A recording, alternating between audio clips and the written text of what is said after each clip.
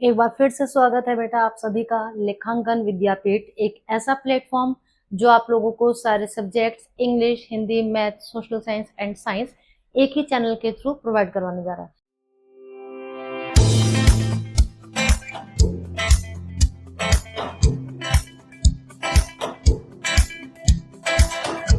जैसे कि आप जानते हैं, मैं ऋतु शर्मा आपके सामने यहाँ पर खड़ी हूँ and I have 18+ years experience in my teaching field. जैसे कि बेटा आप सभी जान रहे हैं कि हम पिछले कुछ टाइम से आपको साइंस की वीडियोस, बाकी सारे सब्जेक्ट्स की वीडियोस अपलोड करा रहे हैं और साइंस में हम लोगों का चैप्टर नंबर 2 जो कि केमिस्ट्री का चैप्टर 2 है वो चल रहा है, that is acid, basis and salt. तो लास्ट टाइम हम लोगों ने क्या पढ़ा था बेटा कि एसिड और बेसिस की क्या फिजिकल प्रॉपर्टीज हैं, केमिकल प्रॉपर्टीज हैं, हम लोगों ने ये पढ़ा इंडिकेटर्स क्या होते हैं। तो आज हम उसी वाले टॉपिक को आगे कंटिन्यू करते हैं। आज का टॉपिक है how do acids and bases react with each other.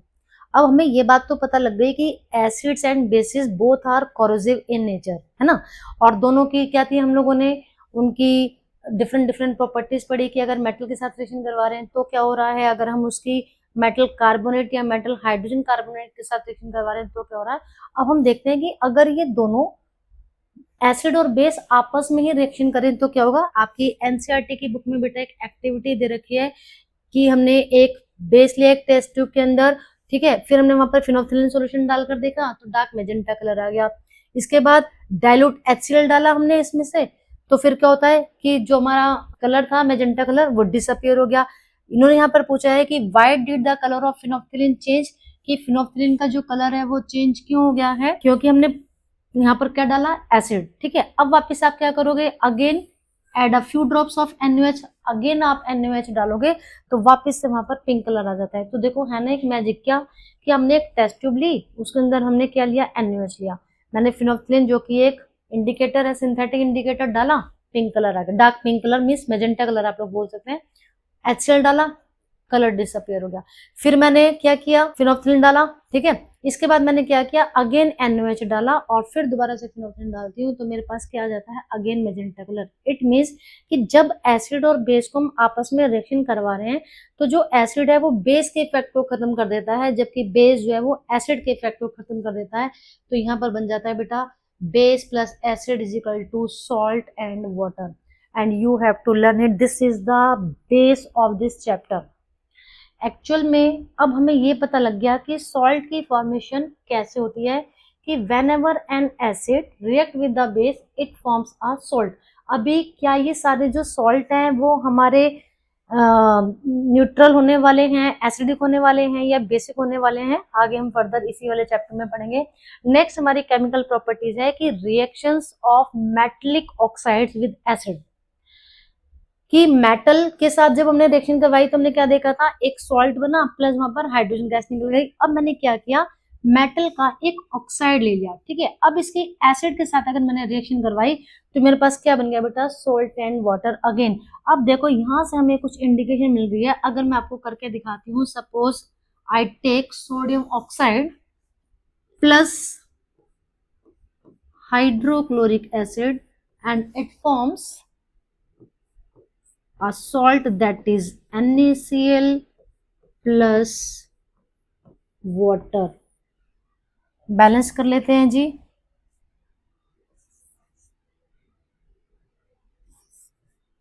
Balance हो गई हमारी, ठीक है।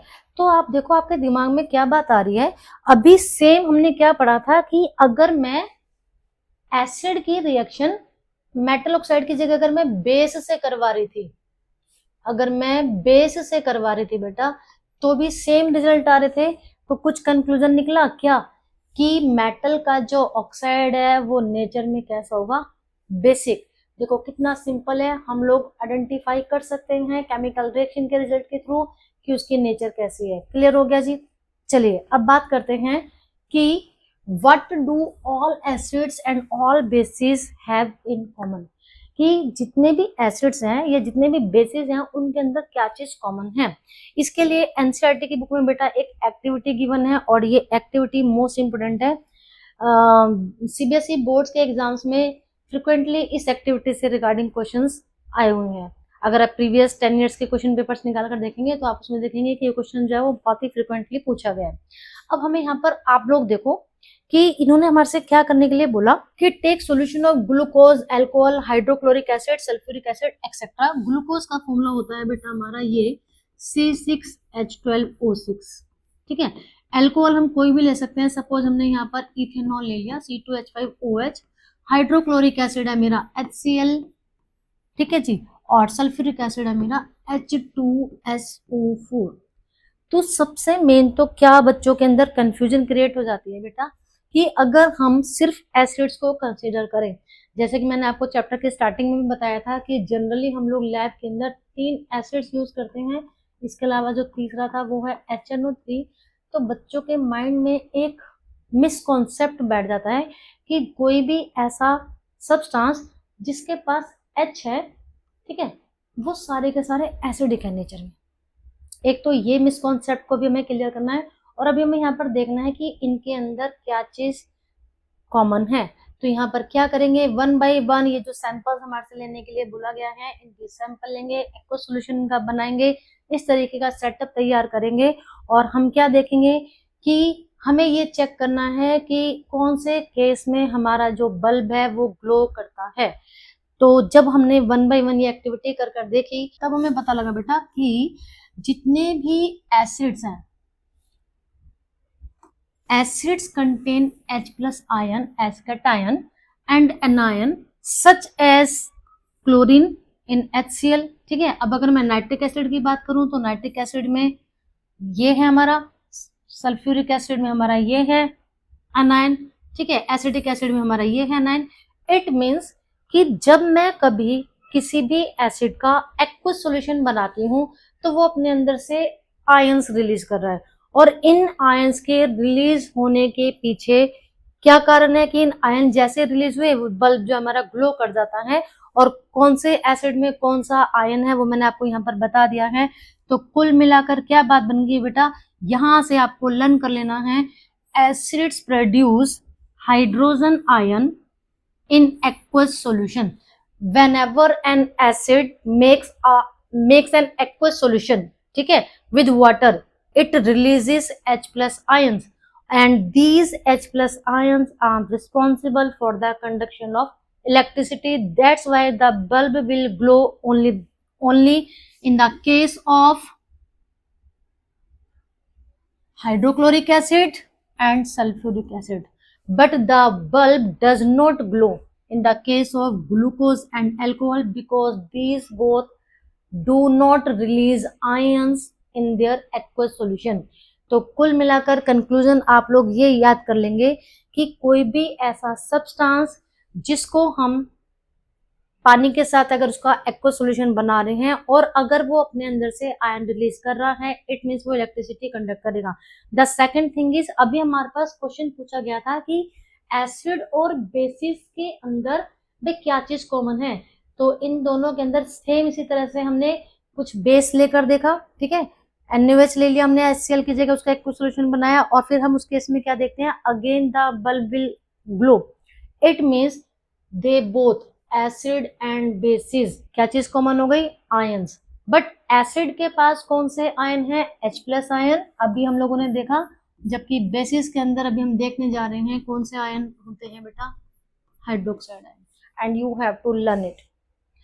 क्या चीज कॉमन है कि दोनों आयन रिलीज कर रहे हैं अपने अंदर से, लेकिन दोनों का जो आयन है वो डिफरेंट डिफरेंट है। जो मेरा एसिड है उसके पास H प्लस आयन है, जबकि बेसिस के पास मेरा OH आयन है, ठीक है जी। चलिए नेक्स्ट बेटा,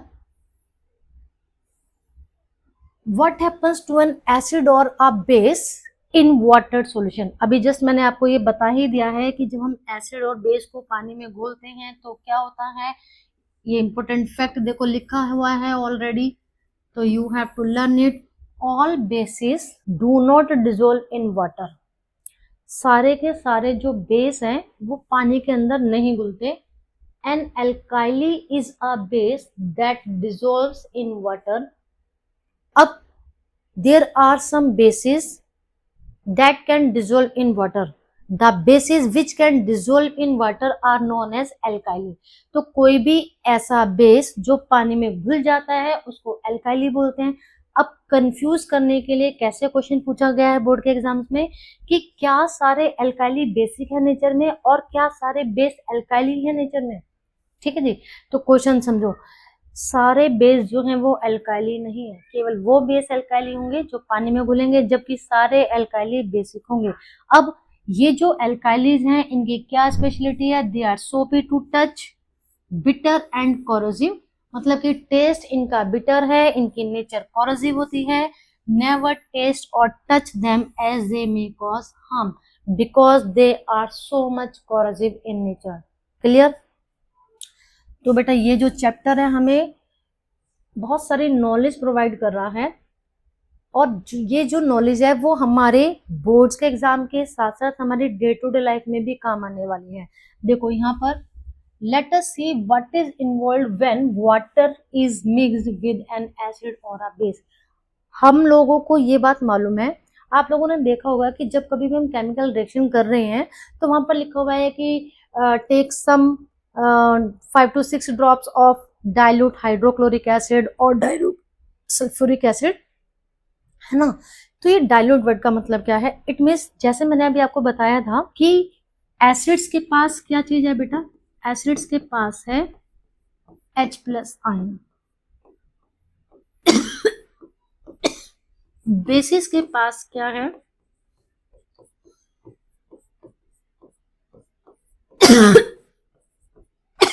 ठीक है। अब एसिड की जो स्ट्रेंथ है, जो एसिड इतना ज्यादा कोरोसिव है नेचर में, जिसको हम बोलते हैं कि स्ट्रॉन्ग एसिड है जी मेरा, एसिड के पास जितने ज्यादा H प्लस आयन है एसिड उतना ही ज्यादा कोरोसिव या उतना ही ज्यादा स्ट्रॉन्ग है। सेम एक बेस के पास जितने OH आयन्स हैं वो OH आयन की जो क्वांटिटी है वो उस बेस को स्ट्रॉन्गर या फिर हाईली कोरोसिव बना रही है नेचर में, जिनको कि हम लोग बोलते हैं कंसंट्रेटेड। ठीक है, तो अब क्या करना है हमें, केमिकल रिएक्शन करने के लिए हमें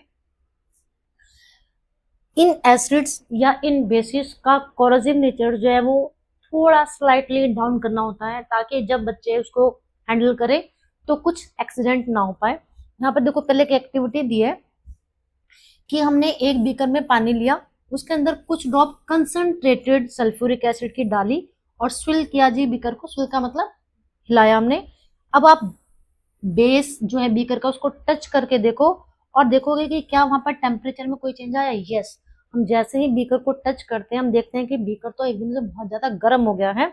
इज दिस एन एक्सोथर्मिक और एंडोथर्मिक। अब आप बताओ, फर्स्ट चैप्टर में हमने पढ़ा था कि the reactions in which energy is absorbed are known as endothermic, while the reaction in which energy is released is known as exothermic. That's why this reaction is exothermic.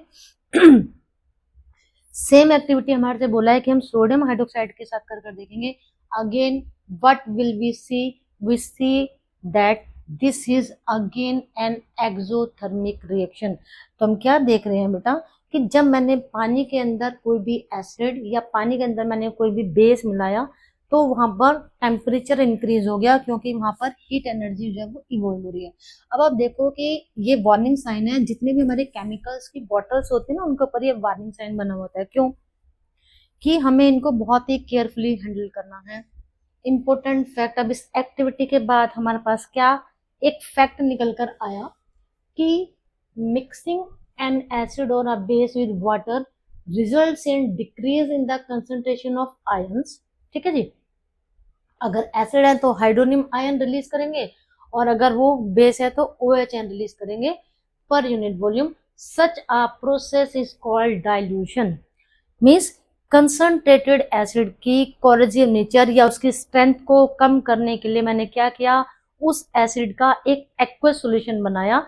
Same base को थोड़ा सा week, थोड़ा सा dilute करने के लिए मैंने क्या किया बेटा, उसका एक एक्वस सॉल्यूशन बनाया। बट क्या चीज यहाँ पर हमें रिमेम्बर रखनी है, आप देखो यहाँ पर हमने क्या लिया था, पानी लिया था। पहले हमने बीकर में पानी दिया, ऊपर से एसिड डाला, तो ये बात आपको लर्न कर लेनी है कि कभी भी हम लोग एसिड के अंदर वाटर को नहीं ऐड करेंगे, हम लोग हमेशा वाटर के अंदर एसिड को ऐड करेंगे।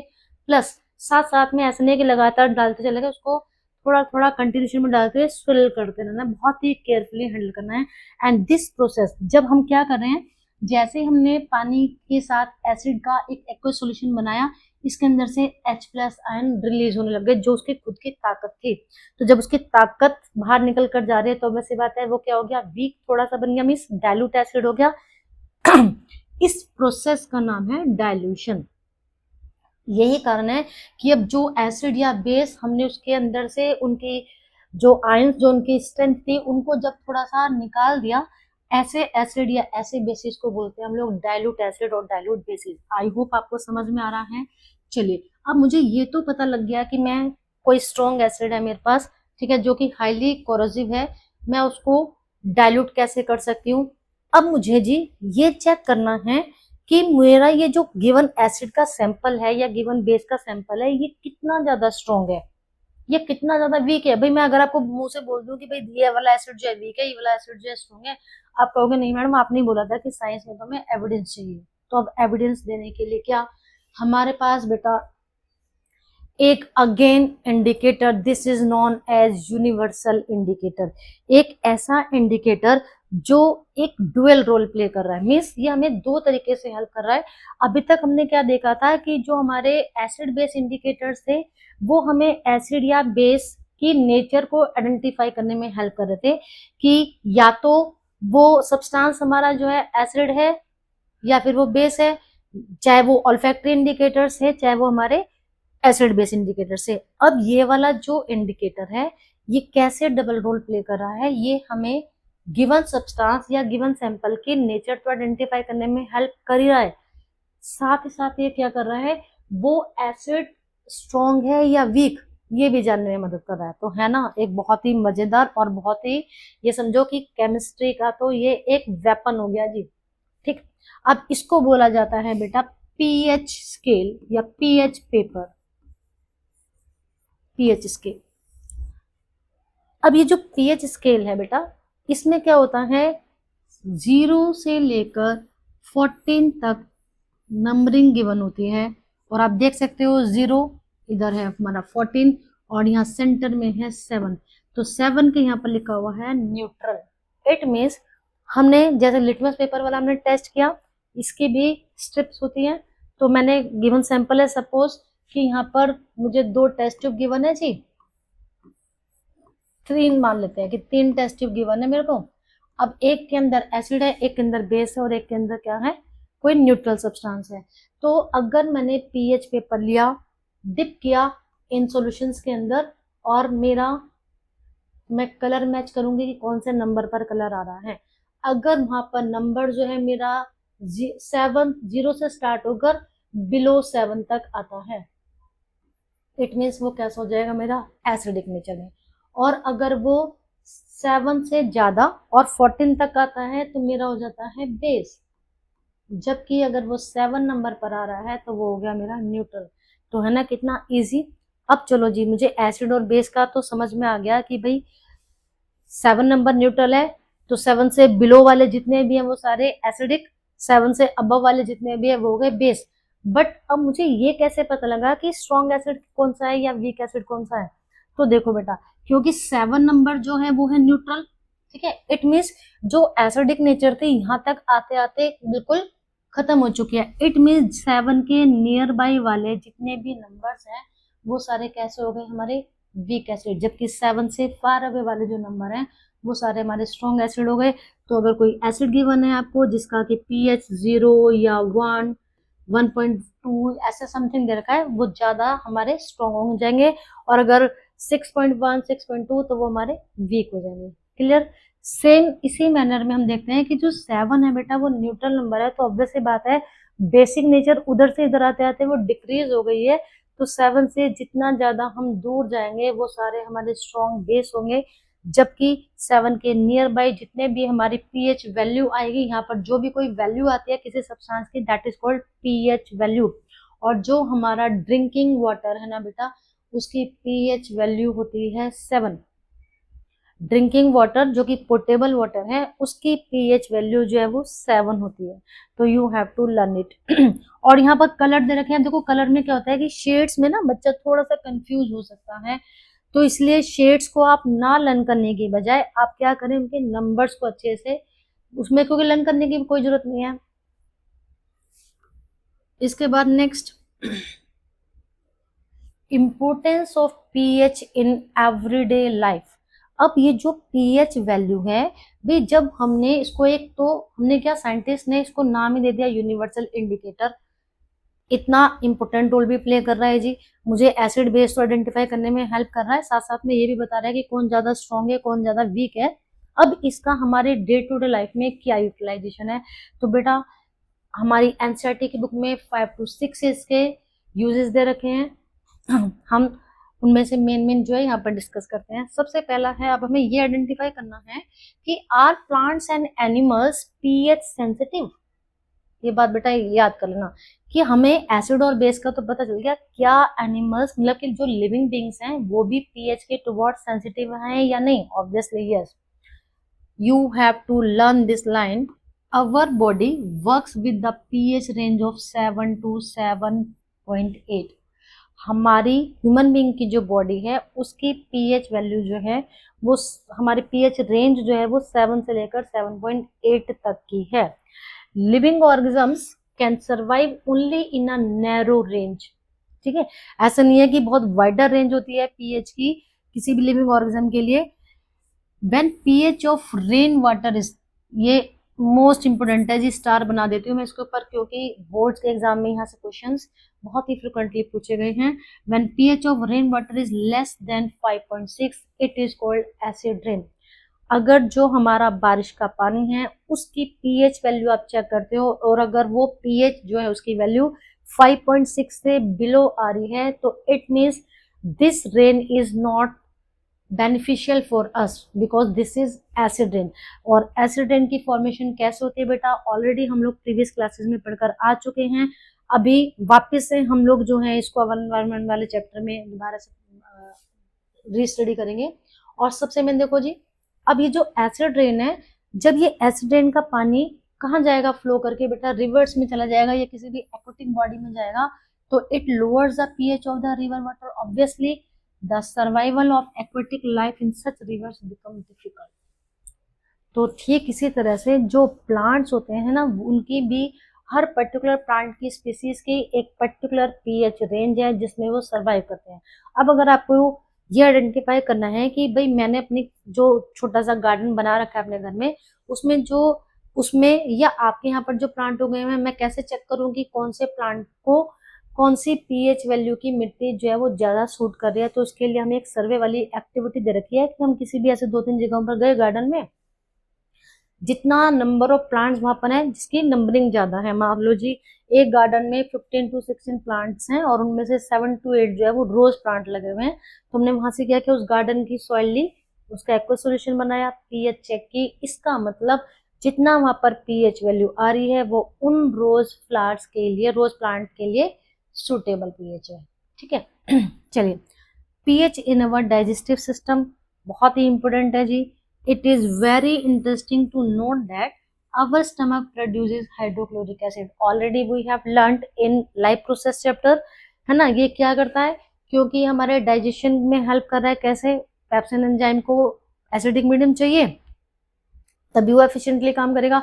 साथ साथ में क्या होना है कि जो हमारे जर्म्स हैं फूड के साथ जो एंटर कर गए हैं हमारी बॉडी के अंदर, उनको मारने का काम करता है।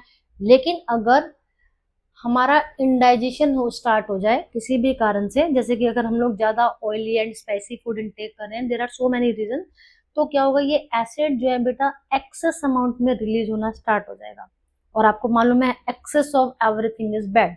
ठीक है, तो क्या होगा, जिसकी वजह से कॉजेस पेन एंड इरिटेशन, दर्द होता है, जलन होने लग जाती है, जिसको कि आम भाषा में हम लोग इस सिचुएशन को क्या नाम दे देते हैं, एसिडिटी।